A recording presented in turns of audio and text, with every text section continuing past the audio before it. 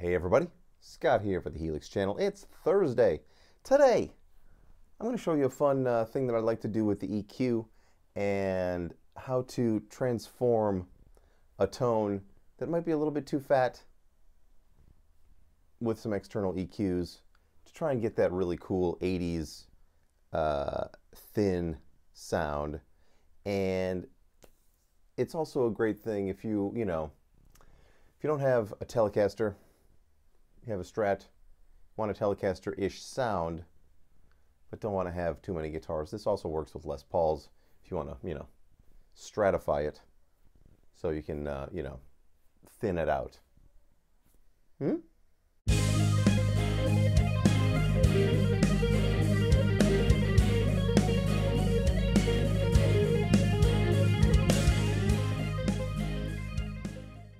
Alright, this preset starts with a little bit of gate.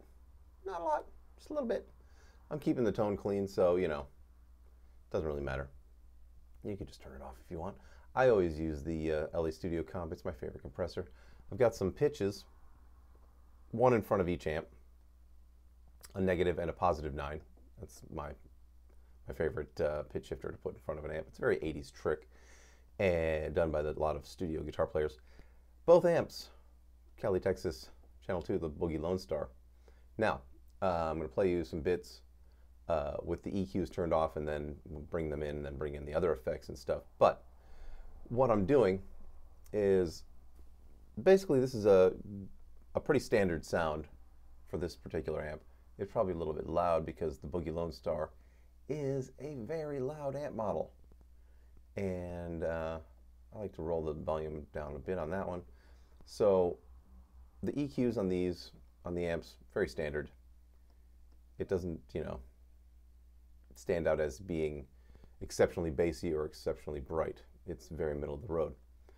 And what I'm doing with the EQs, rolling off a bunch of, using the Cali Q graphic, which is the, the Boogie EQ. And let me grab a guitar. But yes, we're rolling off some 80 hertz, 240, a ton of mid-range, 750 hertz, and then boosting some 220 and some 2200 and 6600. And the IRs for this, a Fender 65 Twin 3A and the Hiwatt 5A. Now you'll notice the low cuts are not set exceptionally low or high. That's a pretty standard for a clean sound for the Hiwatt. For the Fender, that's a pretty standard for a clean sound. I've also got some reverb, it's not on yet, and some delay. I'll share those sounds later. But first, let's turn off the EQs, plug in a guitar, and I'll play you what I got. Alright, I'm using my Jimmy Vaughn Strat with the in-between neck and middle pickup position. And it can be bright, but on this particular setting, it's really not.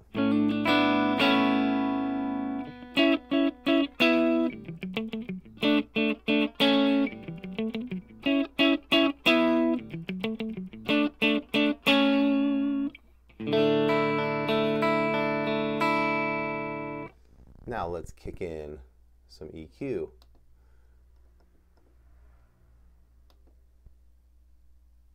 And give her a listen.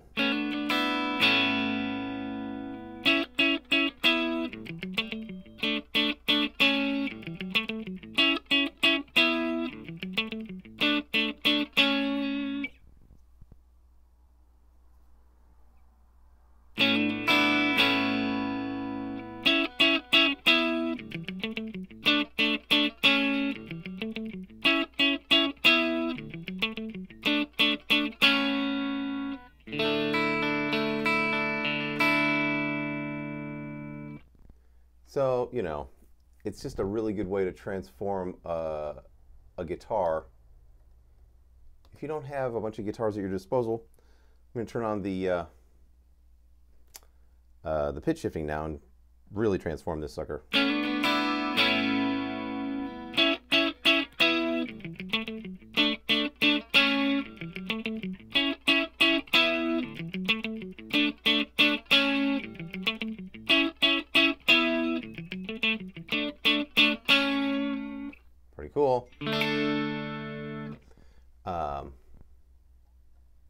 extra stuff, just for fun. And I'm going to make this available on my website so you can mess around with it. You know, adding the delay and the reverb.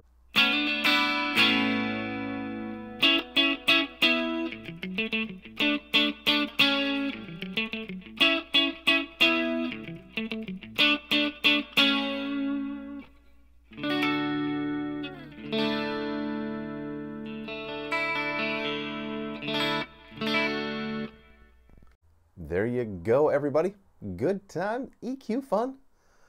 I tend to not use too many external EQs for live use, mostly for recording, and I find it invaluable for recording because, you know, you can always do post EQ, but if you can deliver a really good sound to tape or to, you know, your DAW first, you should probably do that. That's what I do. And then, you know, monkey with things afterwards. It's fun. But to me, this is a great way to approximate a telly with a Strat, or a Strat if you're using, you know, like a Les Paul or something, or a Firebird or an Explorer, some Gibson. So, good times. I will be back. I'll be back tomorrow with a Free Set Friday. And good news about the Lone Man stuff. Everything, all is well. The only people that were having trouble after the big fix was people that had not updated their editors. Shame on you.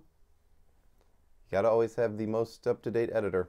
It's just, you know, it goes hand in hand with the Helix firmware. It's the way it goes. So, I'll see you tomorrow. And until then, rock on.